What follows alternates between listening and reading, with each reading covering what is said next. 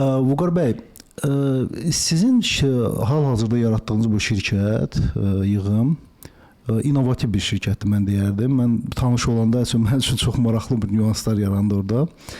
Amma bir dənə bir məsələ var. Baxın, Azərbaycanda bir sahibkarlıq fəaliyyəti eləmək üçün mən belə başa düşürəm ki, tək risk eləmək, yəni kifayət eləmir. Burada real gərək qəhrəmanlıq göstərəsən.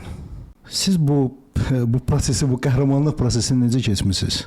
Mən əslində dərhal başlamadım bu prosesə. Vaxtı ilə hələ cavanlıqda da bizneslərim olurdu, amma müəyyən çətinliklər olurdu və mən hiss elədim ki, müəyyən biliklər lazımdır biznesi başlamaq üçün. Yəni indiki cavanlarla danışdığımız zaman artıq mən bir 5 dəqiqədən sonra böyük ehtimalla başa düşürəm ki, onların ideyaları, onların biznesləri uğurlu olmayacaq. Ona görə ki, hiss eləyirəm ki, müəyyən bilikləri yoxdur. Və ümumiyyətlə belə deyim də sizin sualı mən iki hissəyə bölərdim. Bir var ki, mühit, yəni hardakı biznes yaranmalıdır. Yəni mühit özü də çətin mühitdir. Yəni toxum kimi də yer var ki, toxum düşür. Yəni heç bir qayğısız, heç nəysiz bitki çıxır. Elə mühit var ki, orada çoxlu qayğı belə göstərirsən, amma ehtimal azdır ki, nəsə bir bitki çıxacaq ortalığa. Bizim mühit hesab edin ki, yəni tam formalaşan bir mühit deyil.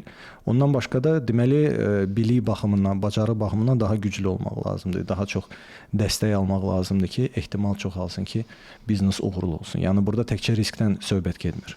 Hələ mən hesab eləyirəm ki, bizdə bizneslərin bir çoxusu ona görə uğurlu olmur ki, birbaşa ideyadan onun reallaşmasına keçirlər, amma onun arasında böyük bir proses var. Onun planlamasıdır, büdcələnməsidir, düzgün komandanın olmasıdır. Yəni çoxlu faktorlar var, hansı ki olmalıdır ki, ehtimal çoxalsın ki, bu biznes uğurlu olacaq.